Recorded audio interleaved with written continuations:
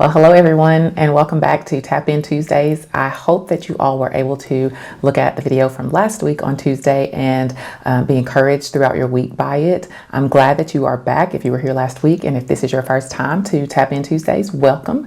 We're just getting started, and I'm so glad that you have decided to join us. This is a time in our week where we are trying to make it to hump day. And so just coming on to give a little bit of encouragement and to do just something that I did with my young adult small group a few weeks ago. And it was a really good exercise for them. I wrote actually a devotional and I let them read it and go through it. And then we sat around and talked about it. So even though we aren't talking to each other live tonight, I would hope that you would feel free to engage still in the comment section. I wanted to talk tonight just briefly about flexes and failures. Flexes and failures. And I know many of you probably know, most of you, or if not all, already know of what a flex is. A flex is something that you are proud of. It's an accomplishment. It is something that you can brag about, boast about, something that makes you feel good, makes you feel like you have done something right and that you are moving in the right direction in your life. And then failures, I think we all are aware of what failures are because we've all experienced failure in our life. There's no one on the planet that is perfect. There is no one who has not failed in some way and who has done everything right all the time. If you have, I would love to meet you because you are completely an anomaly and a miracle in the making. So, but in the exercise, Flexes and Failures, what we did when we got together was we talked about how there are so many times in life where you feel like you are up, where you feel like you're on top of the world, you feel like everything's going right, God is in your corner, you are God's favorite child. Everything that you could ever imagine is happening positively in your life, and you feel like you have it all together. And those are the times where we experience joy, and hopefully we experience joy, because that's what we should be feeling in those times.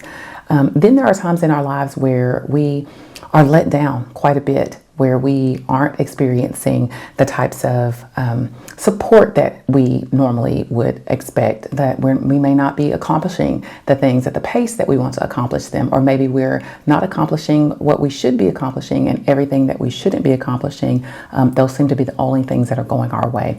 And so there are going to be ups and downs in life. There are going to be joyful times and there are going to be sorrowful times, but we need all of it together to make the whole. We need both of those things, joyful times and sorrowful times in our lives, in order for us to appreciate and fully understand one another.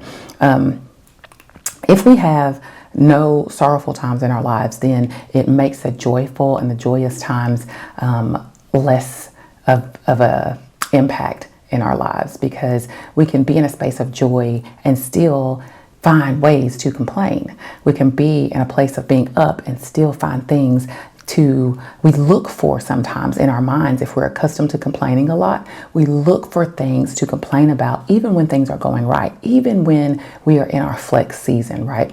We will find things to pinpoint and to walk out. And sometimes there's people around us that help us to keep focusing on our failures because they don't want to hear about our flexes. And so what I would love for you to do is to take some time to think about, what is your biggest flex so far this year? We are a few months into the year. We're just past the first quarter, and there should be some things that you were hoping to accomplish this year, and there should be some things hopefully that you've already accomplished in these first 3 months that you can feel really good about. But sometimes it's hard for us to think about the things and pinpoint the things that we have accomplished over the things that we feel like we failed. If I asked for a list, I'm sure many of us could come up with an entire list of failures, and it would be difficult to come up with just a couple of things that we would consider to be flexes and accomplishments. So I would love for you to take some time to share. I will not ask you to share your failures in the comment section, but if you want to share some of your flexes with us, I would love to read them. I'm sure it would be encouraging for others to read those things as well, because we all need to see sometimes what other people are doing and what other people are accomplishing, and just celebrate with one another.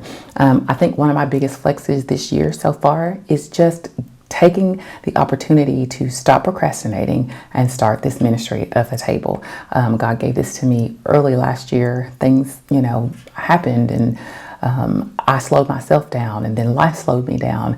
And so I'm just glad that I finally got it off the ground. Even though all the pieces have not come fully together yet, I'm just glad that I didn't take another opportunity to procrastinate, to slow down, and to not do it. And so I think one of my biggest failures this year is probably dragging my feet in the first 3 months of the year and not getting to the things that I should have sooner. And that's including getting back on my health journey, and just doing the things that I need to do to get back started in the life that I know I'm supposed to live. So whatever it is that you can be proud of, whatever it is that you feel like is a flex that you've accomplished this year, hopefully every one of us has something. If not, take the time to think about what it's going to take to get you there, because I guarantee you it's not going to take much if you just focus on it, because sometimes all it takes is to get rid of all of the hustle and bustle and the crowded things that are in our thoughts, that are in our minds, and to focus on the things that we want to accomplish. That way, the next time we come together, we'll have something to flex about. Okay? Well, I love you all. I hope that you are having an amazing Tuesday, and that you will have a great rest of the week, and hopefully we can check in soon. Thanks.